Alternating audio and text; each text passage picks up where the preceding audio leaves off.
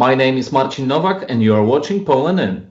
While the coronavirus has crippled the movie theater industry, that didn't stop some filmmakers.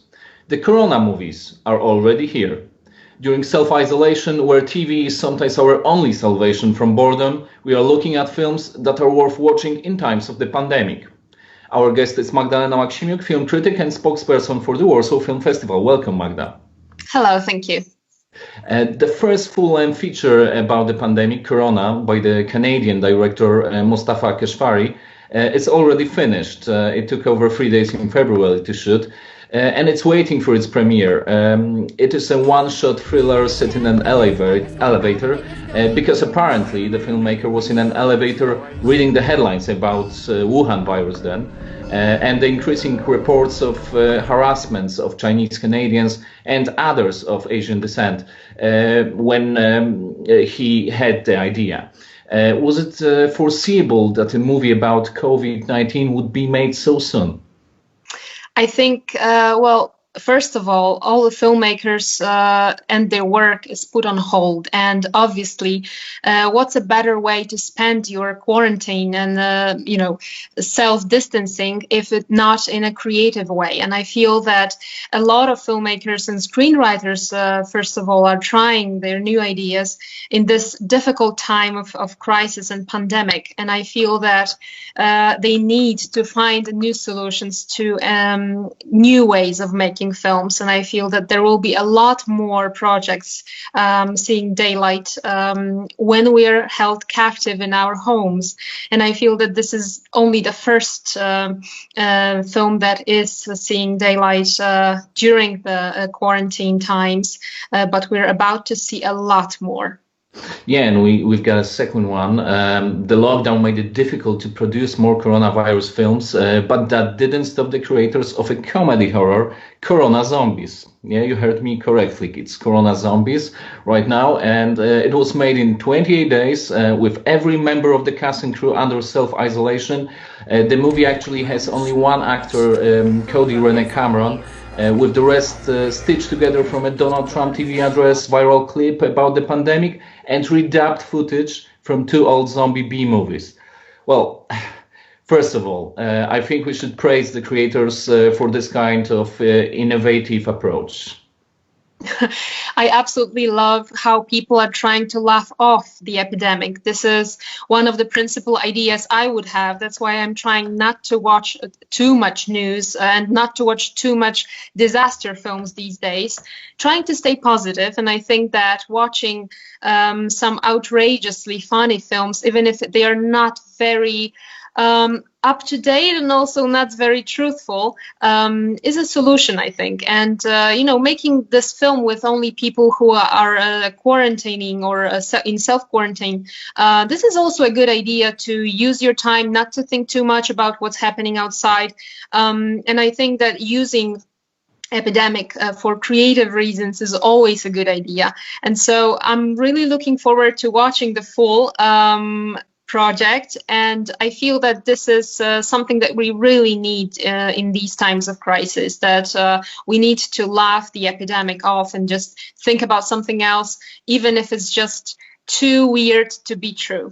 Yeah, and the one journalist from The Guardian actually wrote about it, that it's sort of thing you'd watch drunk in your house at midnight. But then again, that's how you are going to watch all films for the foreseeable future, so it has to be worth a go. We'll see. It's already streaming, so I'm looking forward to watch it, maybe even tonight. It seems like the next coronavirus movies are bound to happen.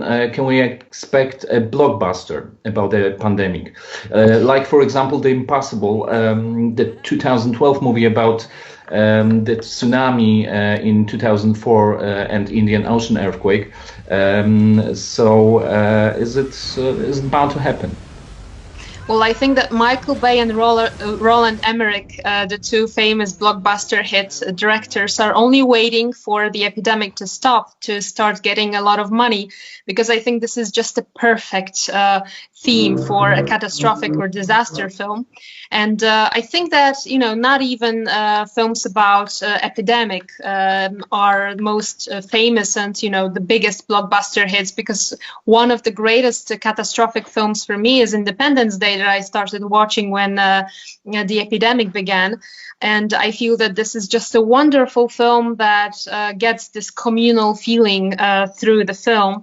And I'm thinking that there is going to be at least one or even more films about COVID. And I already know that about 2 blockbuster hits are underway, and the scriptwriters are really working hard on the scripts. And I think that this time reality is bigger, a lot bigger than just films. Yeah. And we've got Steven Soderbergh's Contagion 2011 movie. It became a must-see movie during the coronavirus pandemic. Warner Bros., the movie studio, announced it's only behind Harry Potter franchise as the most in-demand title in its catalog right now. The stars of the movie recently even teamed up with scientists from the Columbia University Mailman School of Public Health to release public service announcements on ways to contain the virus. So is it a movie worth watching right now?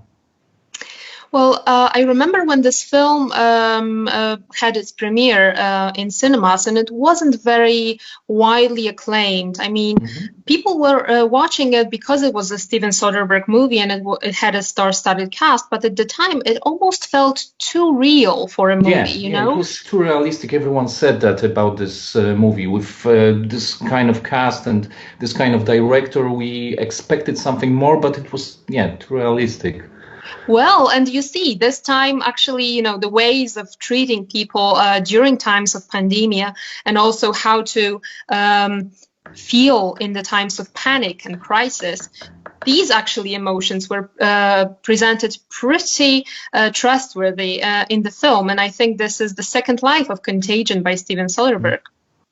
Yeah, and if someone wants to sit at home and watch movies, TV shows about a virus outbreak, what would you recommend? Well, interestingly, I probably wouldn't recommend a film about an epidemic, because this would only cause more anxiety.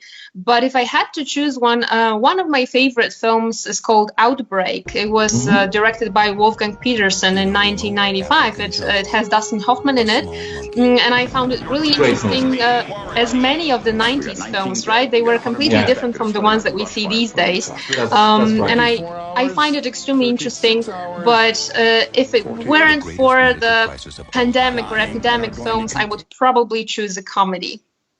Okay, we'll get to that in a moment. I will just say that I love Regioneses. It's a Canadian TV show, so if anyone has more time at home right now, you can watch it, and I think you'll be satisfied. I know that many movie premieres have been postponed, but some new pictures and, of course, TV shows are available on streaming platforms. So what would you recommend to people who don't want to be tormented by the virus movies? You already said a comedy. So just something to watch, worth watching. And I will just only add that we have Netflix figures. In March, Ozark was the most watched TV series, and Tiger King, also a very good TV documentary miniseries, was at the top. I think it's just a very good time to watch all the films and TV series that you didn't have time before. I know I did it myself. When people were talking about some new TV series around me, I pretended I watched the first episode just to be up to date. And this is extremely difficult. And finally, I have time to watch and to binge watch. So this is just so, I'm really enthusiastic about that.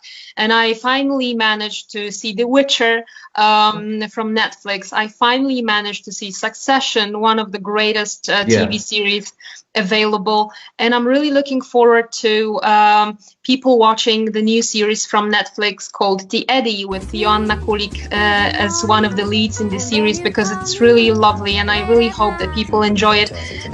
particularly because of her role, but also the very important factor of music and jazz music, which is quite important, I think, for many people. And so there are so many options. Just watch TV, watch TV series, watch films, and try to stay optimistic. This is my recommendation, I think.